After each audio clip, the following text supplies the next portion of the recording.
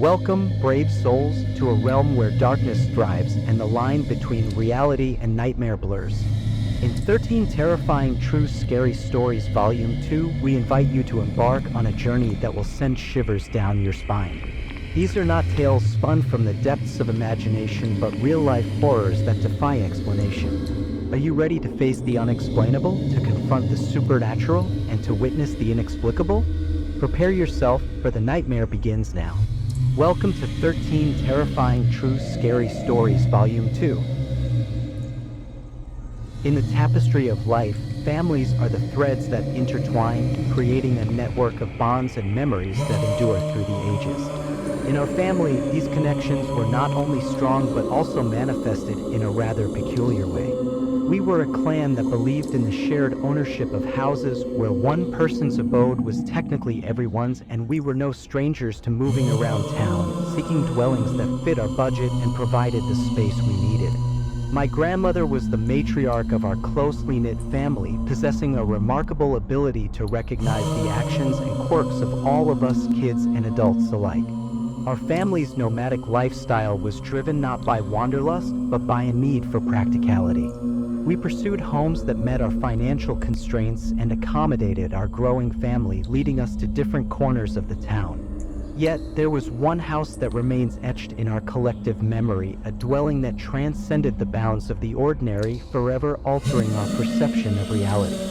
It was my aunt who acquired this house, nestled in an extremely odd area of town, an area already known for its sketchy reputation.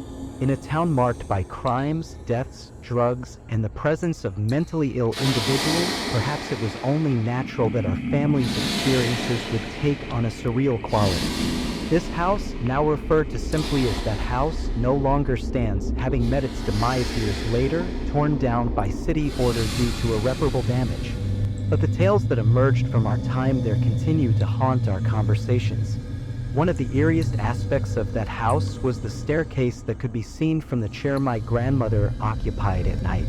It was particularly active during the midnight hours and beyond. Faint creaking and mysterious pounding echoed up and down the stairs as if invisible footsteps were pacing in a perpetual rhythm. The unsettling part was that there was no one on the stairs. The bizarre noises didn't confine themselves to the staircase, they extended their eerie influence. They would frequently disrupt the sleep of my older cousins, leaving them bewildered and sleep-deprived. But that was just the beginning. Inexplicable voices seemed to emanate from the empty rooms of the house. My cousins and I would often hang out in the kitchen or living room, and on many occasions we could swear that we heard the indistinct murmur of men's voices coming from a room where no one else was present. As the night descended, the supernatural activity escalated. Sometimes the adults, mostly my older cousins, would venture downstairs to grab a late-night snack or take the dogs out. Suddenly, they would start calling our names, urging us to go to bed when we were desperately trying to fall asleep. All these strange phenomena gradually led us to an unsettling conclusion. The phantom pounding on the staircase might be connected to a deeper mystery. It was a chilling reminder of the inexplicable nature of our surroundings. But there was more to the enigma. Our family had a peculiar experience tied to the kitchen, a room that served as a focal point for some of the most perplexing incidents. The kitchen had an L-shaped layout, and near the second downstairs bathroom was a door leading to a closet. In this closet, my aunt would hang our trash bags, heavy black ones filled to the brim with daily refuse. Just above the hook, a shelf held white ceramic sugar and spice pots. Now, here's where it gets eerie. My second youngest cousin had an intense fear of figures like Michael Myers and the characters from the Scream series. The mere sight of them in movies or even in the corner of his eye would send shivers down his spine. In the bottom L of the kitchen, out of the corner of his eye, he would sometimes glimpse these terrifying figures. He'd dart to and from the bathroom, refusing to enter the area. Even though he knew it was just the trash bags and pots, his unease was palpable. We tried various solutions, keeping the closet door shut, moving the ceramics away from the hooks, shifting the position of the trash bags, but it seemed that something in that house reveled in creating an atmosphere of dread. Nights in that house were never peaceful, especially when the adults were preoccupied and my grandmother had other commitments. In the evenings, us middle scholars would take charge of cooking, often whipping up a batch of ramen noodles after school. On other nights, the responsibility fell to the older cousins who would prepare meals like sloppy joes or hamburger helper. The kitchen was abuzz with activity, and one particular evening, as we tried our hand at making an oversized pan of ramen, things took an eerie turn. The stove was set to high, and we had positioned a semi-portable TV in the kitchen, eagerly watching a scary movie. In an uncanny twist of events, the pan burst into flames, coincidentally coinciding with a pot holder on the stove catching fire. The timing was so uncanny that I couldn't help but feel that something beyond the ordinary was at play. On another occasion, the strangeness extended to our youngest cousin, who had been left in the living room with safety gates on the doors. He was to start making supper while we, the rest of the kids, were either out playing football or engaged in our own activities. Suddenly, chaos erupted. The youngest cousin began screaming, and arguments broke out among my brother and two cousins. In another room, my sister and I heard something shatter violently on the floor.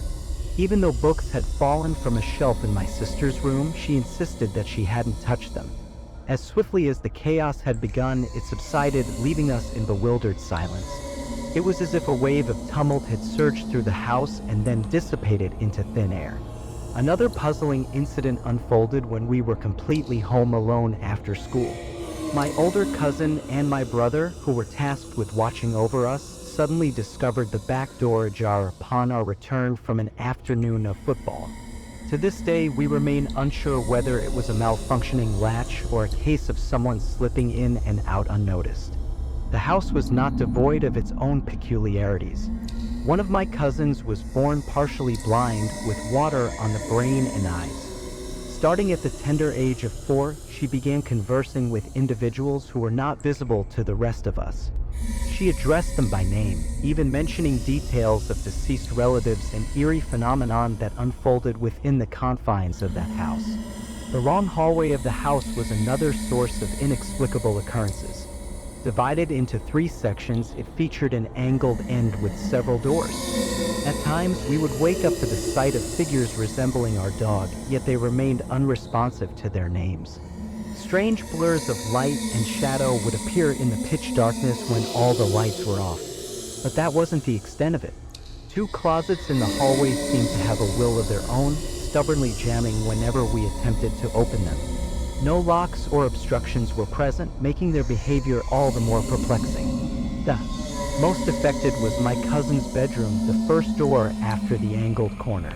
Her door would frequently jam, seemingly of its own accord, and it would slam shut even when left open for an extended period while she wasn't inside. In a bid to remedy this, my dad removed the door and replaced it with a curtain. But even this simple solution was met with resistance. The curtain would often get jammed on the rod as though something was actively working against our attempts to restore normalcy. Even the hallway itself became a place of disquiet. We spent our afternoons and weekends playing games like catch, hide and seek, and even created our own school mall race game, fashioning classrooms and stores out of our rooms. Yet, as night fell, our experiences took on a more eerie tone. One summer night, well past midnight, we decided to play the school game. It was around 1 or 2 a.m. and the darkened hallway provided the perfect backdrop for our mischievous imaginations. My brother, ever the prankster, pretended to be a ghost wielding the toy knife. During one particularly intense session, I found myself running late for class. Alone in the long hallway, I suddenly felt a force push me to the ground. As I fell, I noticed a real chef's knife falling alongside me, landing perilously close. With trembling hands, I saw someone pick it up, their hands stained red and long sleeves obscuring their identity. I sprinted to my destination, convinced that this was all part of the game. To my relief, my brother was there, brandishing his toy knife. I kept my eerie encounter to myself, chalking it up to a vivid imagination fueled by late-night thrills. But the inexplicable occurrences continued. We played another game during that same summer, an elaborate scavenger hunt in our rooms, akin to a speed shopping race. However, this time, things took an even stranger turn. Objects were inexplicably moved to different places, creating a sense of confusion among us. It was as if the house itself was toying with us, rearranging our belongings to its own mysterious liking. As if the unsettling experiences weren't enough, our dogs added another layer to the enigma. They would avoid certain areas of the kitchen and bedrooms unless we were present with them. My aunt's dogs exhibited even more peculiar behavior. They refused to re-enter the house until every member of the family was inside. They wouldn't bark at unseen entities or stare at the walls. Instead, they seemed to develop an intense attachment to us, whining when left alone and even defying their instincts by soiling the porch instead of the yard.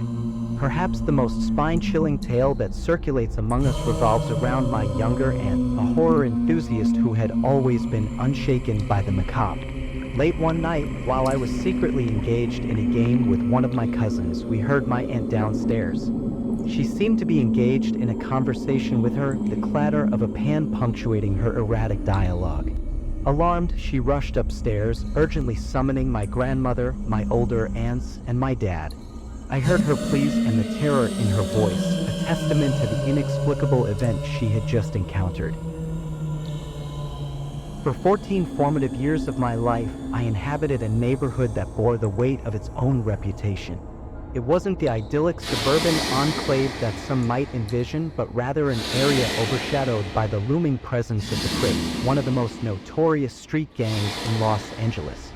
In the midst of this turbulent backdrop, my closest companion, whom I affectionately referred to as Stevie D, and I embarked on adventures that would etch indelible memories into the canvas of our youth. Stevie D and I lived just 2 doors apart, a mere skip and a hop away from each other. While our circle of friends extended beyond the 2 of us, our bond was exceptional.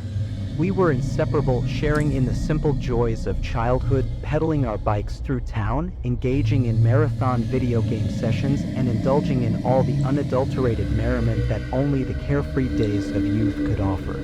But our neighborhood harbored a secret, a hidden underbelly that was seldom spoken of in polite company. The Crips, with their notorious history and formidable presence, cast a long shadow over our lives. Their activities were a constant reminder of the challenges that lay beyond the cozy familiarity of our homes. One fateful night, when we were both 12 years old, the enigma of our neighborhood took on a chilling dimension. As darkness descended upon the streets, we embarked on a bicycle ride, our tire treads tracing the well-worn paths we had traversed countless times before. It was during this twilight journey that we decided to explore a dwelling notorious among the local kids, an abandoned house untouched by human habitation for reasons that remained shrouded in mystery. Our bicycles rolled to a halt before the looming facade of the abandoned house, its dilapidated structure standing as a testament to the passage of time. It had been a forsaken relic for as long as we could remember, a place where whispers of the past seemed to linger, clinging to its crumbling walls. As we gazed upon it that night, a hush of apprehension blanketed us, but youthful curiosity trumped fear. Stevie D, always the more audacious of the 2 of us, pointed to a window, his voice a hushed whisper as he said, "Look." My bike drew nearer to the window, my eyes narrowing to pierce the veil of darkness that concealed its interior. There, between the tattered curtains, an eerie sight greeted us, a face, unmistakably human, peering out into the night. For a heartbeat, Tom seemed to stand still. We couldn't discern whether the face was focused on us or locked in its own enigmatic reverie. Its motionlessness defied explanation. The intrigue of the moment held us captive, our eyes fixed upon the enigmatic figure that had materialized within the forsaken house. But curiosity can be a mischievous companion, often leading the unsuspecting into the realms of the unknown. Inching closer onto the vacant driveway, our youthful minds ventured into the territory of mischief. We couldn't help but wonder how this eerie visage had come to reside within the abandoned dwelling. It had all the semblance of a Halloween decoration, a macabre prank, or so we thought. In our folly, we devised a daring plan to infiltrate the house through the rear, navigating its labyrinthine interior in search of answers. We concealed our bicycles behind an overgrown bush on the side of the house, moving with the stealth that only adventurous children can muster. Our entry point presented itself eerily, the back door already unlocked as if anticipating our arrival. Given the inexplicable presence of the face in the window, we hardly found this surprising. Someone, it seemed, had already breached the sanctity of this forsaken abode. Stepping inside, we were enveloped by darkness, our fumbling footsteps echoing through the silent corridors. We dared not illuminate our path, unwilling to betray our presence. The dimly lit interior allowed us to navigate with caution as we made our way through the house. Our exploration led us to the living room, our destination for the night's eerie quest. It was here that the first unsettling sign revealed itself, an acrid, putrid odor that clung to the very air we breathed. But our curiosity drove us forward toward the grotesque display that had initially captured our attention. On the windowsill, we found the object of our fascination, the face that had peered out into the night.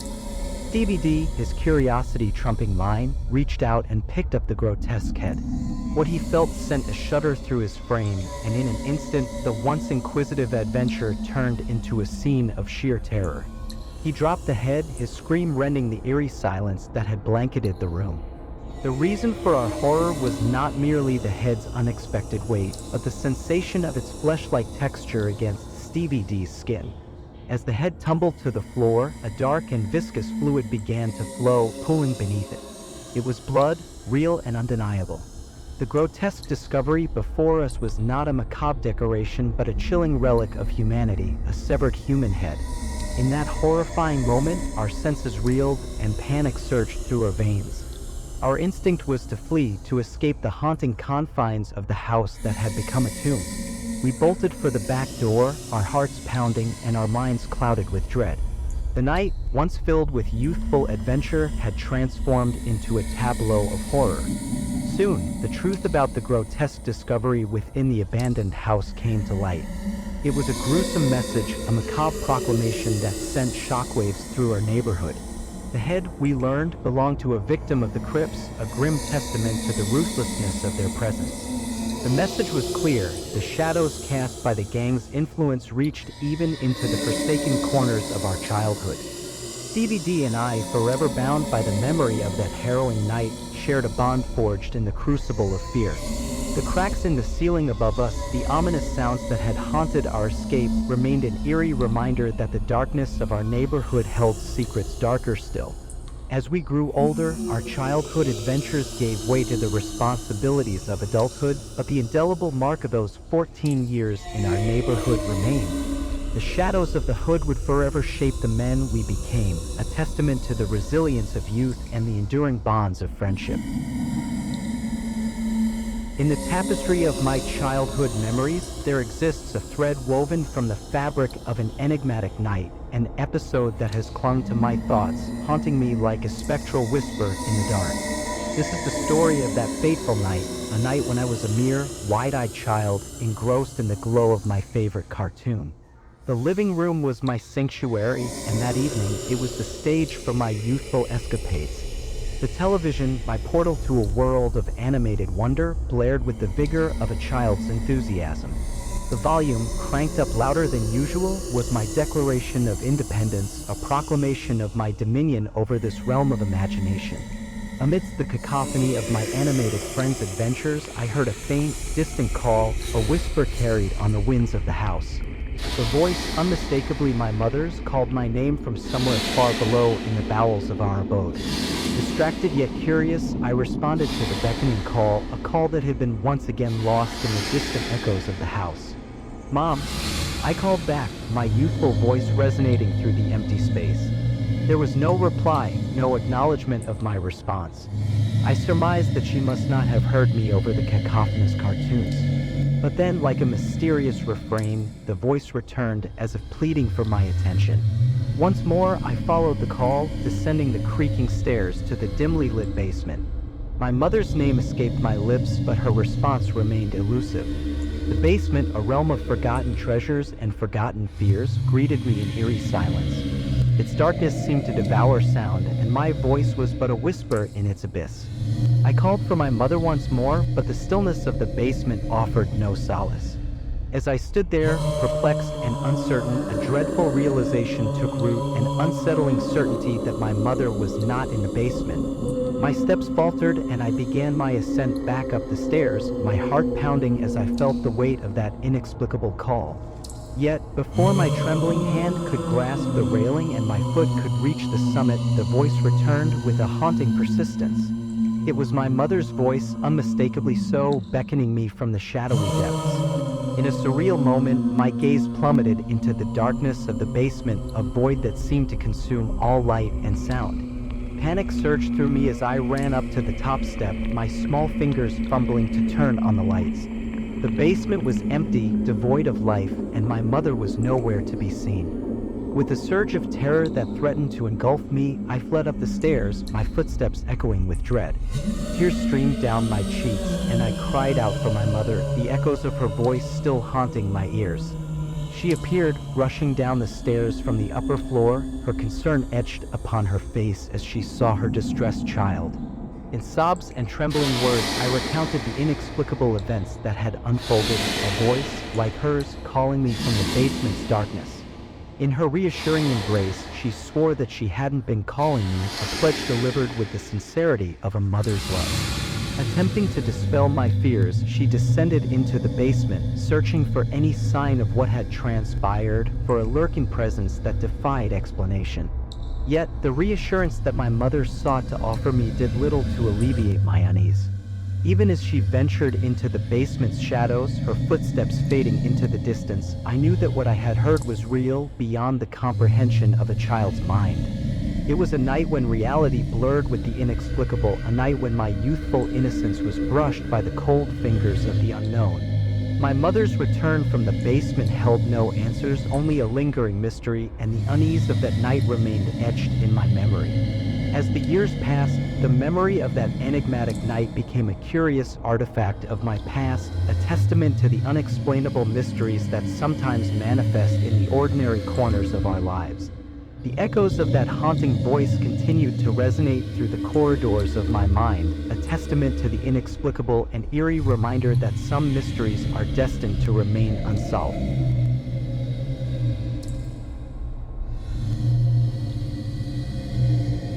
From the early days of my childhood, I had been drawn to the allure of extreme sports. Whether it was scaling mountains, soaring through the skies while parasailing, or descending into the depths of the ocean for scuba diving adventures, the thrill of pushing boundaries beckoned me. However, amidst all these adrenaline-pumping pursuits, skiing held a special place in my heart. As the winter season descended upon us, my excitement would peak. I'd make the pilgrimage upstate, a journey of approximately 3 hours, to indulge in the exhilaration of skiing. This wasn't just a casual hobby, it was a passion that consumed me. I'd hit the slopes at least 10 times each season, sometimes accompanied by friends, and at other times embarking on solo adventures. One fateful winter, my friend Hugh and I hatched a plan to elevate our skiing experience. We decided to venture into the realm of backcountry skiing, a realm where marked trails and patrolled areas were replaced by untamed wilderness. It was an endeavor that promised a raw, unfiltered communion with nature, and we were eager to embrace it. Our expedition began with a 3-hour drive leading us to the outskirts of civilization. But reaching our ultimate destination wasn't as straightforward as following the GPS. The last leg of our journey involved off-roading through dense forests, navigating winding paths where trees loomed ominously, blocking our way. When we could drive no further, I parked my trusty truck, laden with ski gear and camping equipment, at the base of a promising hill. It was a pristine expanse of untouched snow, but it was also the end of the road, literally. Beyond this point, the terrain was too rugged, choked with trees, to continue by vehicle. Our next task was to unload our equipment and prepare for the adventure ahead. Our arsenal included not only ski gear, but also everything required for camping in the wilderness. Setting up our tent and arranging our sleeping bags and supplies was our first priority. With our campsite established near the base of a gentle incline, we set out to explore our surroundings. Our aim was to scout the area, map out potential skiing routes, and immerse ourselves in the natural beauty of this untamed landscape. Our adventure was a balance between hiking through the snow-covered wilderness and experiencing the thrill of skiing down unmarked slopes. We'd carve our way through the powdery expanses, our tracks the only testament to our presence in this pristine wilderness. However, amidst the exhilaration, an unexpected twist occurred. Hugh and I lost each other while descending a particularly steep hill. I had assumed we'd reunite at the bottom or simply find each other along the way. I reached for my walkie-talkie, hoping to re-establish contact, but the static in response told me that communication had been severed. Navigating the vast expanse of white, I continued on, believing that we'd eventually cross paths. The serenity of the snow-covered landscape was both enchanting and eerie as I ventured further into the wilderness. It was during this solitary descent that I encountered a fellow skier. His friendly voice emanated from behind a ski mask, inquiring about the best skiing spots and our camping plans. He had his skis strapped to a distinctive orange backpack, and a sense of camaraderie connected us as we exchanged stories of our backcountry adventure. In a show of goodwill, he expressed his intention to set up camp nearby with his wife and asked if I could guide them to our campsite. Despite my reluctance to retrace my steps, I felt compelled to extend the hand of hospitality. I retrieved my walkie-talkie, informing Hugh that I was returning to our camp for a while, and began leading the stranger. Our journey back was marked by light conversation and the rhythmic crunch of snow underfoot. However, as we approached the campsite, I began to sense something amiss. A nagging feeling gnawed at me, a subtle disquiet that intensified with each step. The stranger drew closer, his skis and backpack now within arm's reach. It was then, in a fleeting moment of realization, that I was struck by a peculiar thought. Those skis and that backpack seemed oddly familiar. They belonged to Q, a friend who often indulged in pranks and mischief. But it couldn't be Q, the voice was entirely different. My unease grew, and the stranger's pace quickened, taking on a more menacing demeanor.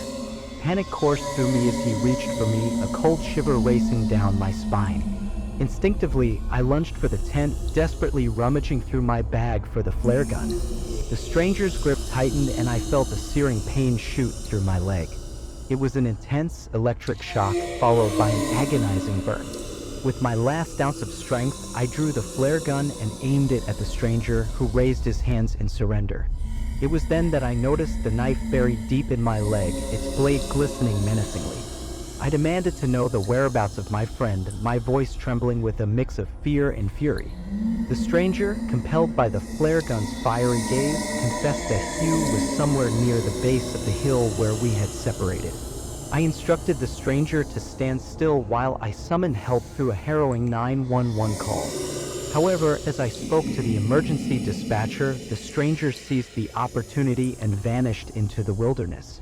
Helpless, I clung to my solitary flare gun, the only defense at my disposal. Time seemed to stretch infinitely as I waited in the biting cold, my leg throbbing with pain and my heart pounding with anxiety. Then, the distant sound of rotor blades filled the air, a welcome symphony of rescue. A helicopter descended from the heavens, a beacon of hope against the wintry backdrop. I fired my flare gun, illuminating the darkening sky with an incandescent burst.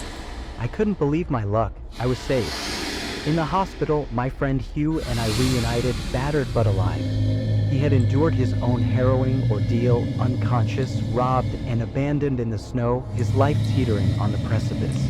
Our shared survival tale would forever bind us, a testament to the indomitable human spirit and the enduring bond of friendship. We adventured into the wilderness seeking adventure, but we emerged with a deeper appreciation for the fragility of life and the importance of resilience. My small college town had never felt more remote, and the icy embrace of that wilderness would forever linger in our memories. The shadows of that fateful day would haunt us, a reminder of the fine line between thrill and peril, adventure and danger, life and death.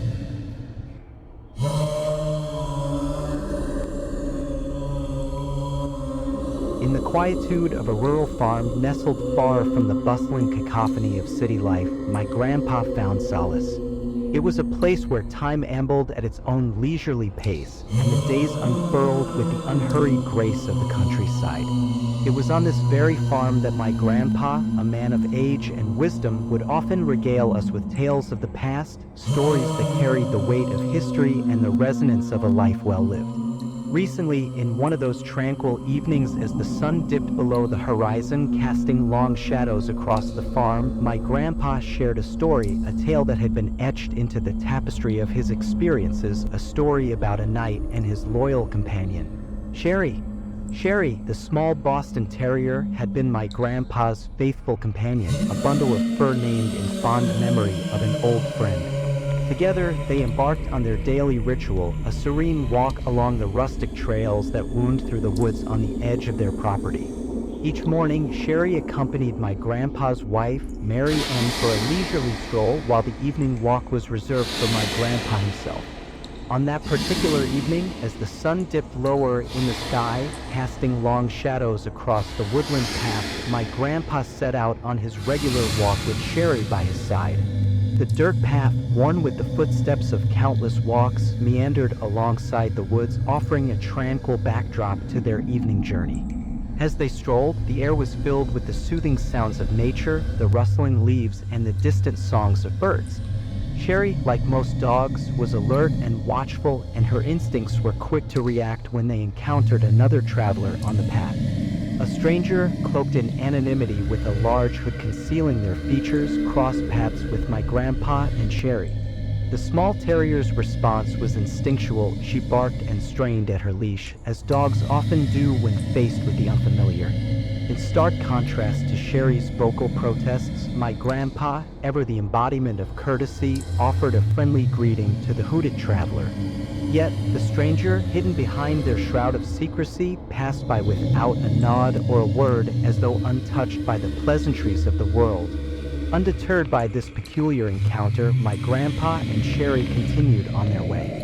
Sherry, however, seemed unsettled, casting frequent glances over her shoulder and emitting low, warning barks into the gathering dusk.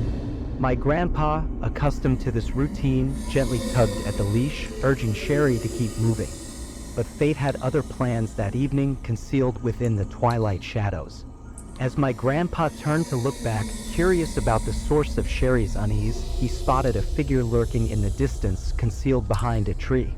The stranger, who had passed by just minutes earlier, had surreptitiously reappeared, shrouded in the cloak of the woods. A chill coursed through my grandpa's veins, and he made a fateful decision, a decision forged in the crucible of instinct and the wisdom of age. With each step, he quickened his pace, drawing upon the strength of his years to increase his speed. In his pocket, nestled within the folds of his coat, he carried a small but potent vial of pepper spray, a safeguard against the unknown. The path led ever closer to the sanctuary of his home, and the rapid cadence of his heart mirrored his hastened steps. The evening, once a tranquil respite, had transformed into a realm of trepidation. Yet, as he approached the familiar comforts of his homestead, he heard something, a series of ominous clicks, like the haunting cadence of footsteps upon dry leaves. Before he could pivot to confront the source of these unsettling sounds, a gloved hand, as warm as it was malevolent, covered his mouth and nose. Darkness enveloped him, shrouding his vision, while his senses screamed in panic. The stranger had returned, and this time they were no mere passerby. In those harrowing moments, the world grew cold and menacing. My grandpa, with the tenacity of a man determined to protect his own, fought against the vice-like grip that sought to silence him. Sherry, his loyal companion, sprang into action, her barks punctuating the night, and her teeth finding purchase upon the stranger's concealed form. It was a desperate struggle in the encroaching darkness, the indomitable spirit of an old man and the fierce loyalty of a faithful dog against a lurking malevolence. Amidst the chaos, my grandpa managed to retrieve his pepper spray, a weapon of last resort, and unleashed a torrent of stinging deterrent upon the assailant. The stranger's grip faltered, their screams piercing the night, and my grandpa seized the opportunity to break free.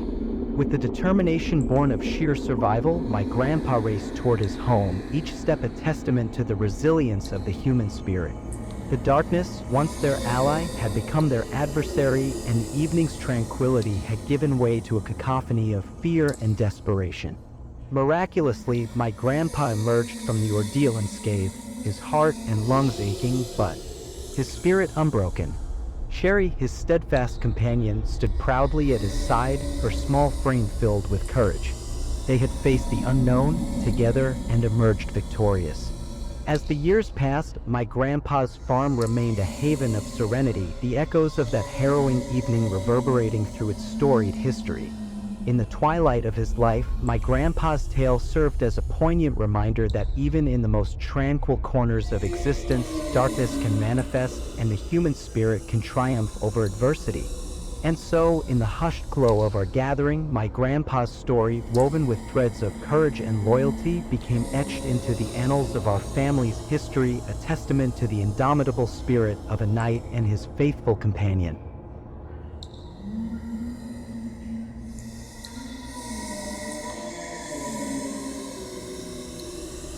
In the quiet serenity of an upper-class neighborhood, nestled among peaceful streets, a young narrator embarked on an eerie journey through the veil of night.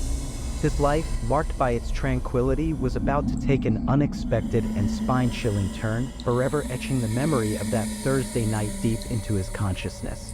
At a tender age, when he had just ventured into the world of teenage emotions, he found himself entangled in the delicate web of his first romance.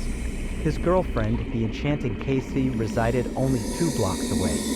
Such proximity meant that he could traverse the short distance between their homes almost nightly, relishing the blissful togetherness that young love brings. This particular Thursday night, however, unfolded differently.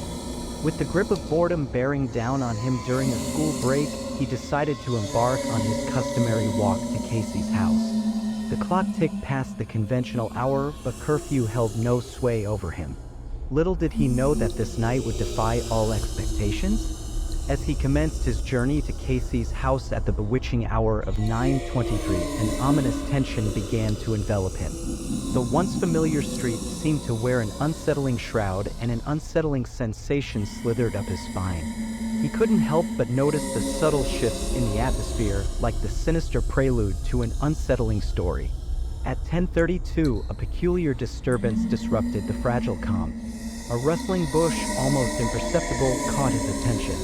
Turning briefly towards the source of the disturbance, his pulse quickened. It was a mere second's glance, a mere glimpse into the obscurity, but it was enough to ignite a flicker of fear. Still, he continued, eager to dispel the burgeoning unease. By 11:05, an eerie escalation occurred.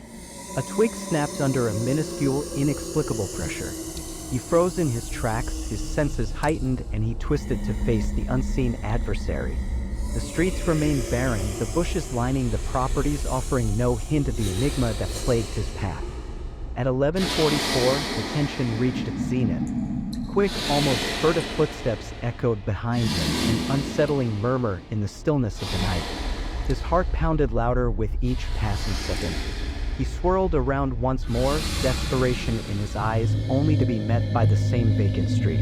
The specter, shrouded in darkness, continued to elude his grasp. By 12:30, consumed by dread, he reached for his lifeline, the phone.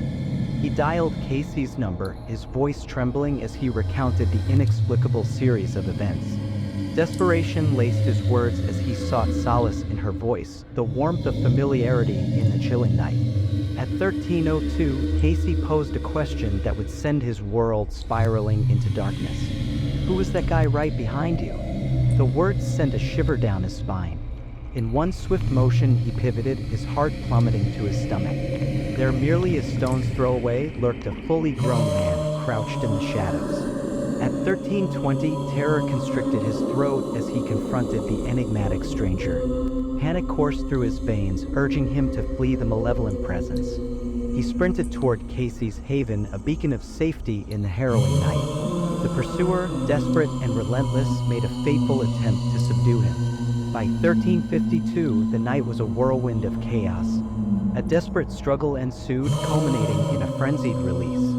The malevolent figure, his intentions veiled in darkness, reluctantly retreated, dissolving into the sinister depths of the night.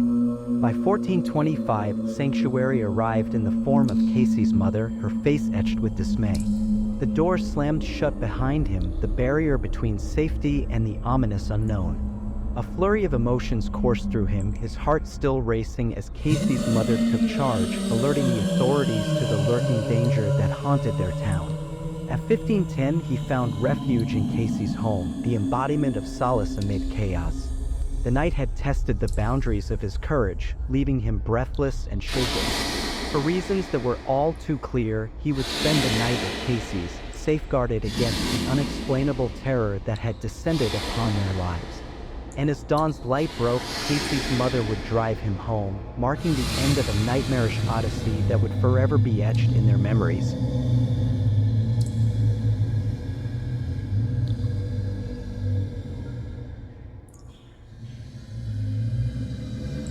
When I was 14, I found myself thrust into an unusual role, that of a babysitter for a 6-year-old boy named Cody. His parents, departing for an evening of their own, left me with minimal instructions: order a pizza for dinner and, more intriguingly, a stern directive to prevent Cody from entering their room. However, they also left behind a perplexing comment about Cody's peculiar behavior, a forewarning that he tended to act differently than most children his age, often engaging in conversations with himself or an unseen companion, especially when engrossed in play with his toys. It was midday when my babysitting stint began, the rain pouring relentlessly outside. Seeking to pass the time, I settled down in the living room, flipping through channels until I landed on an old episode of the once popular TV show Wipeout, a relic from the early 2000s. Meanwhile, Cody occupied himself on the floor, surrounded by his scattered toys. As I lounged on the couch, my attention occasionally drifting from the screen to the young boy absorbed in his imaginative world, I began to notice something unusual. Cody kept referring to a name, Agnes, as if conversing with an invisible friend. He would act as though there was another child sitting right in front of him, engaged in animated discourse. What struck me as particularly strange was that one of his toys, a small cube-like contraption with a crank used to activate a simulated racing background, inexplicably sprang to life. This toy required physical effort to activate, a deliberate turning of the crank, and yet it came to life without any human touch. I couldn't suppress the unease that welled within me, especially when considering the implications of what I was witnessing. Cody, seemingly unperturbed by the mysterious activation, calmly informed me that Agnes was playing with it. The words hung in the air, chilling my spine. It was one thing to hear a child speak to an imaginary friend, but quite another to witness an inanimate toy responding as though under the influence of an unseen presence. I reached for the toy, compelled to understand this inexplicable phenomenon, and promptly turned it off, attributing it to a momentary electrical glitch. As the day faded into evening, I found myself in the final hours of my babysitting duty. Cody's parents were due to return soon, and the dim light of dusk began to filter through the curtains. I decided to wash up in the bathroom, leaving Cody to his toys for a brief moment. Yet, what awaited me upon my return would shake me to my core. A soft, almost hesitant knock echoed from the other side of the bathroom door. Assuming it was Cody seeking my attention, I called out his name. There was no response. Puzzled, I turned the doorknob and opened the door to an empty hallway. Cody was nowhere in sight. My senses heightened and a gnawing sense of disquiet settled in the pit of my stomach. Then, as if choreographed by some malevolent force, one of the doors at the far end of the hall began to creak open with agonizing slowness. Each moment stretched out, amplifying the tension that coursed through me. In that eerie half-light, I ventured closer, unable to shake the sense of impending dread. I expected to find Cody playing a prank, trying to scare me, perhaps a mischievous grin on his face. But the sight that greeted me defied all expectations. Cody sat on the bed in the far corner of the room, bathed in shadow, his eyes trained on me with an unsettling intensity. I asked him, my voice quivering, who had pushed open the door. His response, delivered with chilling nonchalance, was enough to send a shiver down my spine. Agnes. Fear and disbelief flooded my senses, paralyzing my thoughts. The world I thought I knew had unraveled, leaving me adrift in a sea of the inexplicable. With trembling hands, I gathered Cody, my sole mission to retreat to the relative safety of the living room until his parents returned. As I sat there, the minutes stretched into an eternity, and the night deepened. I never spoke to Cody about the bizarre events that had unfolded. His parents, seemingly unaware of the unsettling occurrences, reached out to me a few weeks later, inquiring about my availability to babysit once more. However, I never mustered the courage to return their call.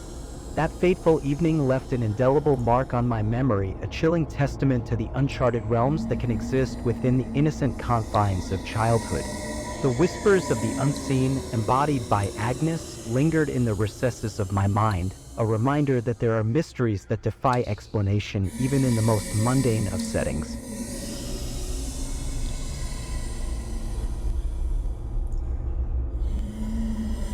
It was a quiet night last year, around 9 p.m. My house, nestled in a rural area, rarely saw unexpected visitors. That evening, an unexpected knock on the door stirred a sense of unease. I went to fetch my mom, our shared apprehension evident in our cautious steps as we approached the door. The man standing on our doorstep was a stranger, a peculiar sight in our secluded neighborhood at this hour. He launched into a rehearsed spiel about opening a new business, inquiring whether my mother had a preference for American-made products. As if to substantiate his claim, he handed her a Clorox container, presenting it as a sample of his offerings. Despite the veneer of his seemingly legitimate sales pitch, my mother's instincts were on high alert. As he retreated to his minivan to retrieve what he described as a vacuum cleaner, her gaze wandered to the vehicle parked in our driveway. To her shock, she counted not just one, but 5 other men sitting inside that van. A wave of dread washed over her, and she knew that this encounter was far from ordinary. Tear-etched lines of urgency across her face as she instructed me to fetch my phone. Our household didn't possess a landline, so I rushed in search of my mobile device. Panic in my footsteps, I couldn't locate it amidst the clutter. In that moment, my desperation led me to clutch a kitchen knife, my trembling hands testifying to the dread that had settled within me. Meanwhile, my mother had decided to take matters into her own hands. She was no longer willing to engage in conversation with these mysterious visitors. With unyielding determination, she flung the Clorox container outside, her voice ringing with a stern command for them to leave our property immediately. Her final decree was that she would be calling the police. The reaction that followed was swift, like a disturbed hornet's nest. The men hastily retreated, piling into their minivan, and peeled out of our driveway with an urgency that left us unnerved. Their presence had been a disconcerting intrusion into the serenity of our rural haven, a breach of the tranquility we had come to expect. In the aftermath of this unsettling encounter, we pondered the motives of those visitors. What had they sought in the depths of that dark night, lurking outside our home? The answers remained elusive, veiled in the enigma of their sudden arrival and swift departure.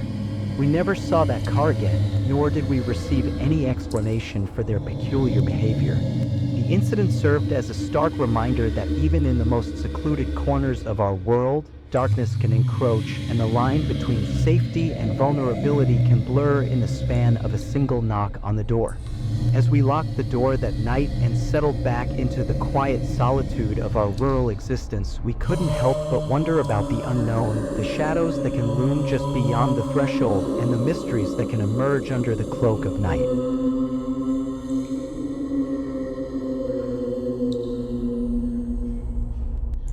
The apartment complex where I resided held a unique advantage. It was within walking distance of the bustling bar and downtown area. This particular evening, my nocturnal habits drew me to the front porch.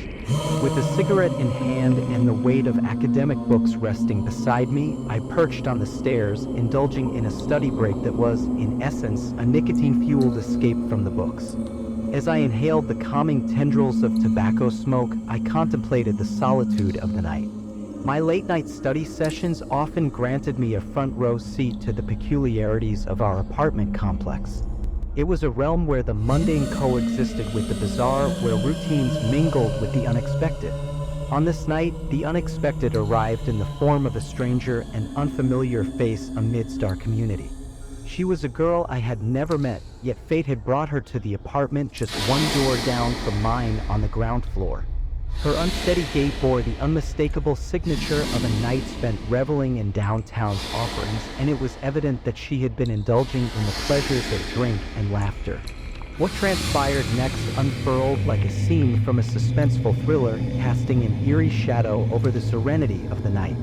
As the girl stumbled into her apartment, the heavy door groaning shut behind her, a man materialized seemingly out of thin air. He appeared on her doorstep, unannounced and inexplicably present. The clock hands pointed to 2:30 a.m., an hour when most souls slumbered soundly in the embrace of dreams. The audacity of this stranger's visit was perplexing. Who ventures to a stranger's apartment at such a late hour? My curiosity piqued, I decided to remain on my porch, a silent observer of this enigmatic rendezvous. Minutes stretched into what felt like hours, their hushed conversation echoing through the still night. She was clearly unnerved by his untimely intrusion, uncertain of how to politely extricate herself from this peculiar situation. As I watched from my vantage point, the man's actions took on an unsettling aura. He indulged in behaviors that tiptoed on the fringes of the uncanny. His fingers reached out, repeatedly stroking her hair, a gesture both intimate and invasive. He inched closer, almost imperceptibly, his proximity gradually encroaching upon her personal space. Each action was a manifestation of his unwelcome presence, unsettling in its deliberate intrusiveness. I felt a surge of responsibility as a witness to this disconcerting scene. To make my presence known, I resorted to being deliberately audible with my textbook, its pages rustling loudly in the night. The aim was clear, to signal to the stranger that he was not alone in his clandestine vigil. In response to this subtle warning, the intruder retreated as silently as he had arrived, dissolving into the night's obscurity. My intervention had disrupted the eerie equilibrium of that encounter. As he disappeared into the shadows, the girl was left to grapple with the unsettling aftermath of her late-night visitor. In the aftermath of this unnerving incident, we did not remain passive observers. Urgency demanded action, and the authorities were promptly contacted. Days later, the girl and I sat with a sketch artist, striving to etch the stranger's face onto paper. As the composite sketch found its way into the public eye, it acted as a beacon, summoning forth a flood of calls and leads. What emerged from this collective effort was a revelation both chilling and horrifying. The man who had invaded our night, whose presence had sent shivers down our spines, was revealed to be a serial rapist. His modus operandi was the embodiment of darkness. He preyed upon lone girls leaving downtown bars, donning the guise of a cab driver offering them a ride to their presumed safety. In this unsettling chapter of our lives, we learned a harsh lesson about the fragility of security and the immeasurable value of vigilance. The girl who lived one door down had been fortunate, dwelling so close to the safety of the bars. Her proximity to her destination had spared her from the clutches of a predator who sought to exploit the late-night vulnerability of those who dared to wander alone. This night was a reminder that danger can lurk in the most unexpected corners of our existence, that the darkness can encroach upon the sanctuary of our homes when we least expect it. It was a stark lesson in the importance of standing guard against the shadows that threaten to intrude upon the tranquil tapestry of our lives.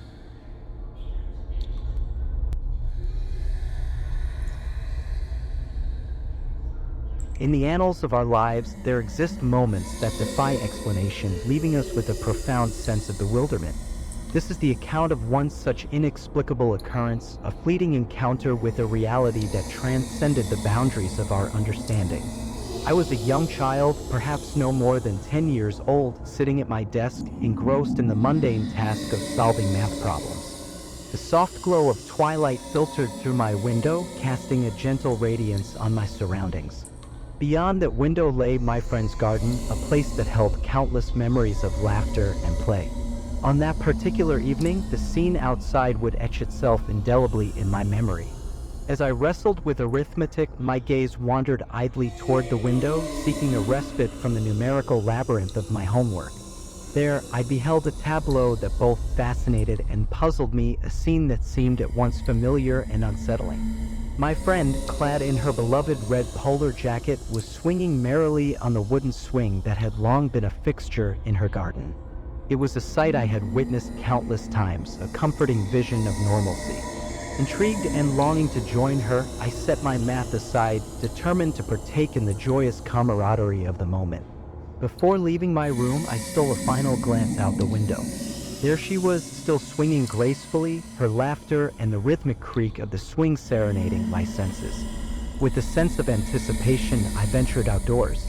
Our childhoods had been intertwined, our homes separated by just a short walk.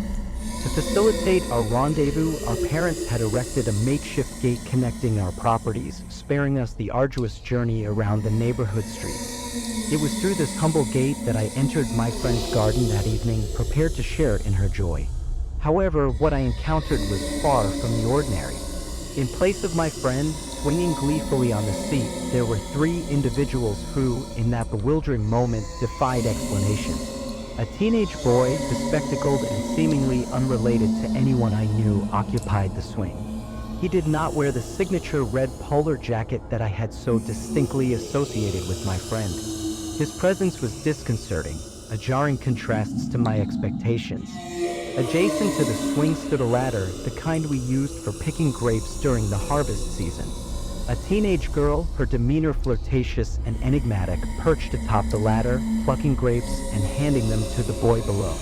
It was a peculiar interaction marked by an unsettling age disparity. This girl bore a resemblance to my cousin, yet I knew that geographical distance rendered her presence here impossibility. The third figure, a young boy, stood nearby, his countenance unfamiliar and devoid of any recognizable features. He neither resembled anyone I knew nor bore any connection to the scene unfolding before me. Of the three, only the boy on the swing acknowledged my presence. His reaction was not one of alarm, but rather curiosity, as though he pondered the incongruity of my presence in this bizarre tableau. The girl on the ladder continued her grape-picking and flirtatious exchanges with the boy, seemingly oblivious to my existence. I hesitated, torn between curiosity and an unshakable feeling that something was profoundly amiss. It was not fear that gripped me, but an intuition that this was no ordinary encounter. Without exchanging words or explanations with these perplexing strangers, I chose to retrace my steps. Turning away from this enigmatic scene, I headed for my friend's front door, hoping to find her and seek an explanation for this surreal tableau. However, my attempts to reach her yielded no results. The door remained unopened and her presence remained elusive. Returning to the garden, I found that the inexplicable guests had vanished as mysteriously as they had appeared. The swing still swayed gently, as though someone had departed just moments before. I searched the surroundings, but there was no sign of the peculiar trio. My dog, who had remained silent throughout, offered no indication of their presence. Baffled and disturbed by the inexplicable events, I returned home and recounted the surreal encounter to my mother. Her response was pragmatic, advising me to contact my friend later to resolve this oddity. I followed her advice, and when I did speak to my friend, her reaction was one of surprise tempered with an uncanny calmness. She acknowledged my account but did not exhibit any sense of alarm or perturbation. In the days and weeks that followed, we revisited the incident repeatedly, attempting to unravel its mysteries. My friend, although grounded in scientific principles, harbored a belief in the paranormal, and she offered various speculative theories. Yet we remained without a definitive explanation. I must emphasize that I was a young child with no history of epilepsy, mental disorders, or any prior experiences of reality distortion. My mother confirmed that I appeared entirely normal during the encounter, displaying no signs of fatigue, illness, or distress.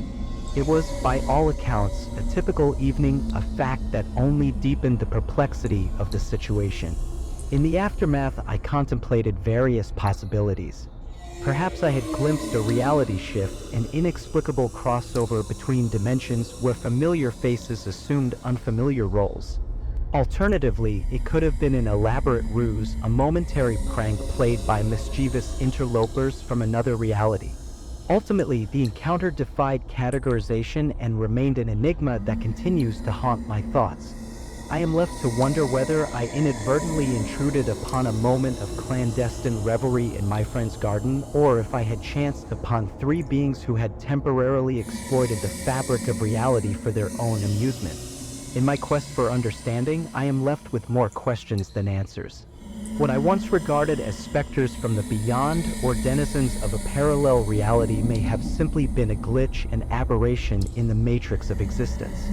Yet, the mystery endures, and I am left with the enduring hope that it was nothing more than a trick of the mind, a fleeting anomaly in the grand tapestry of life.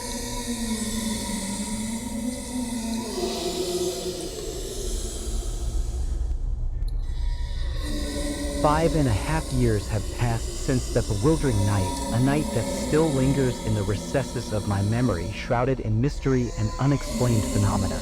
It was a night when reality itself seemed to warp and the boundaries of logic were tested.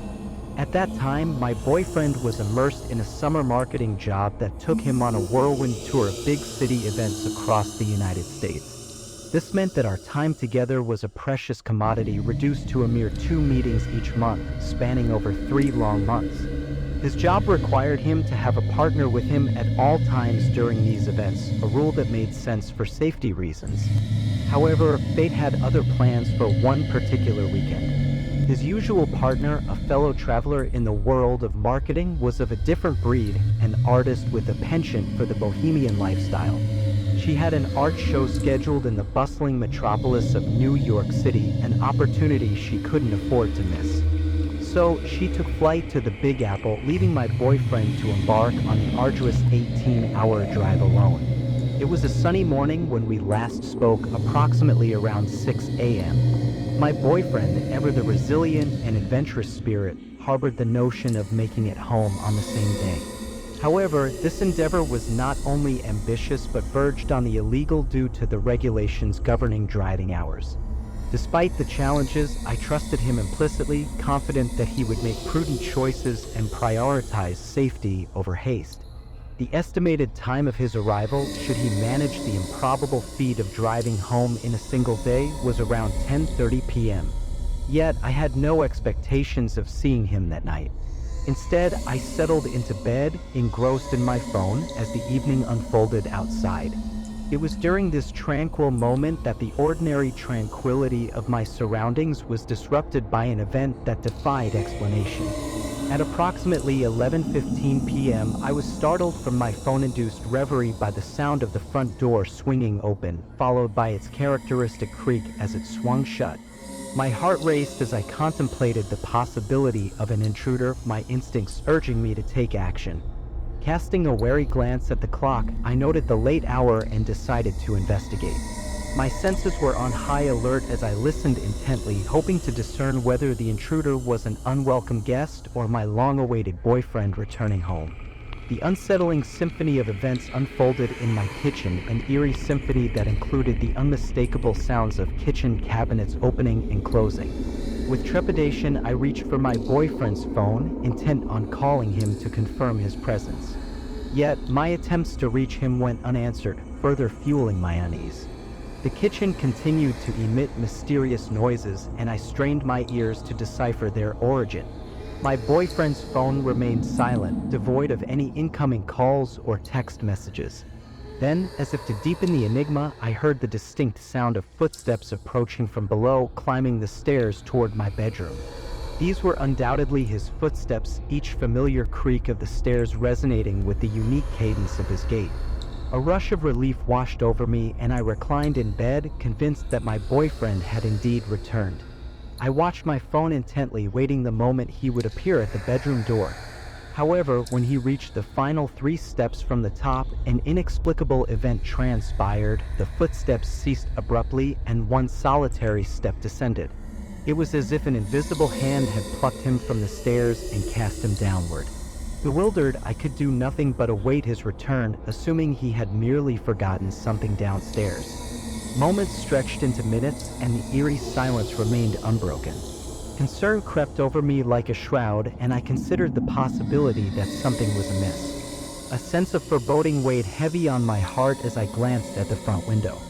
To my dismay, his truck was conspicuously absent, dispelling any notion of his return. My repeated calls to his phone yielded only more unanswered tones. Perplexed and filled with growing anxiety, I descended the stairs, desperate to ascertain the nature of the unfolding events. As I traversed the silent lower level of our home, a troubling realization took hold. Every door remained securely locked, and nothing within had been disturbed or displaced. There were no signs of a break-in, and the eerie stillness left me bewildered. Dread settled upon me like an unwelcome guest as I returned to my bedroom, a sense of abandonment gnawing at my soul. The hours passed as I lay there, grappling with the unnerving notion that something inexplicable had occurred, a nightmarish possibility that my boyfriend had met with an accident or worse. The following day brought both relief and answers. Approximately 14 hours after the inexplicable events of that perplexing night, my boyfriend finally arrived home, his safe return quelling my worst fears. Yet, the memory of that night continued to haunt me, a puzzle without a clear solution. It was an experience that defied explanation, a conundrum that persisted as a testament to the enigmatic nature of our reality. 5.5 years may have elapsed, but the unanswered questions of that night remain etched in my mind, casting a long shadow over the passage of time.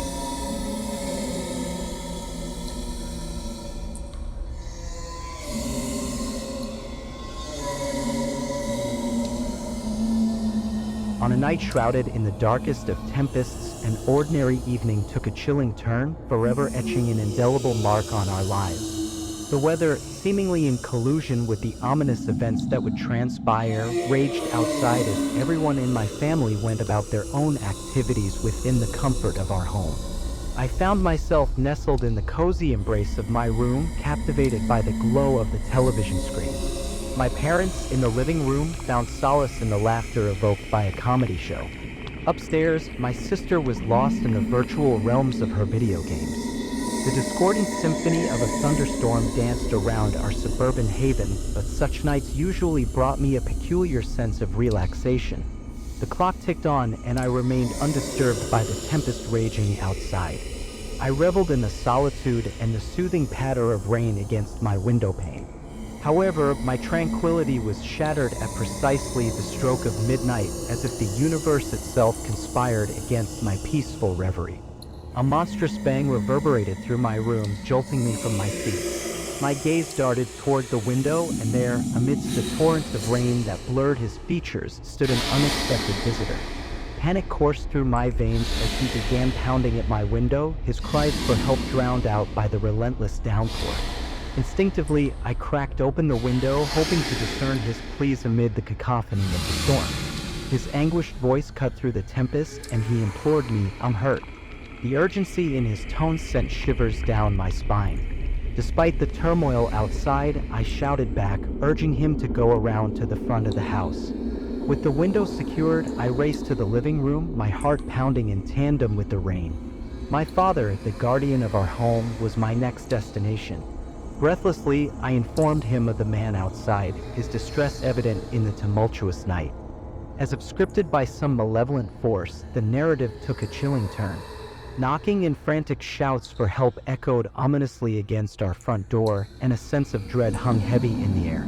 My father, instinctively prepared to open the door to confront the stranger, was halted in his tracks by my trembling voice. I hesitated, a nagging uncertainty tugging at my conscience. Opening the door felt like an invitation to peril, and a nameless fear coiled within me. The situation grew even more surreal when our next-door neighbor's caller ID illuminated our television screen. My father hurriedly answered the call, and his reaction was visceral, a mixture of disbelief and dread. The terse words that escaped his lips left no room for doubt. "No, _ way."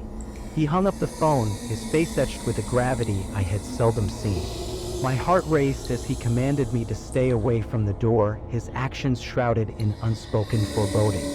He approached the window cautiously, peering out to the front stoop. What he witnessed would haunt our memories for years to come. There, crouched in the storm's fury, was the intruder, his demeanor increasingly menacing. In his grasp gleamed a menacing, sharp implement, a sight that sent a shockwave of terror through our souls. Summoning a courage born of necessity, my father yelled through the door, his words stern and unwavering, "Go away before the cops get here."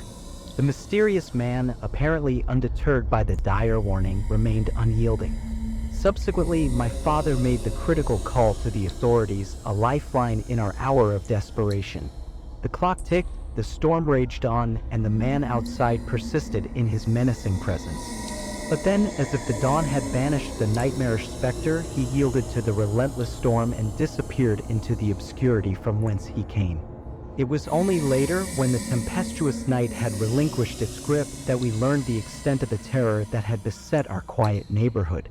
A neighbor recounted a chilling sight. A homeless-looking man, rummaging through his shed, had emerged wielding a large, ominous chopping axe.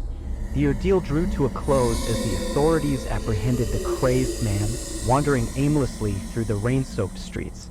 The incident, a nightmare that had become all too real, found its way into the pages of the local newspaper, a stark reminder that danger could strike when least expected. In the eerie calm that followed, we huddled together as a family, the storm having forever altered our perception of the seemingly ordinary nights we had once taken for granted. The tempestuous night had peeled back the facade of normalcy, revealing the ever-present undercurrent of uncertainty that flows beneath the surface of our lives.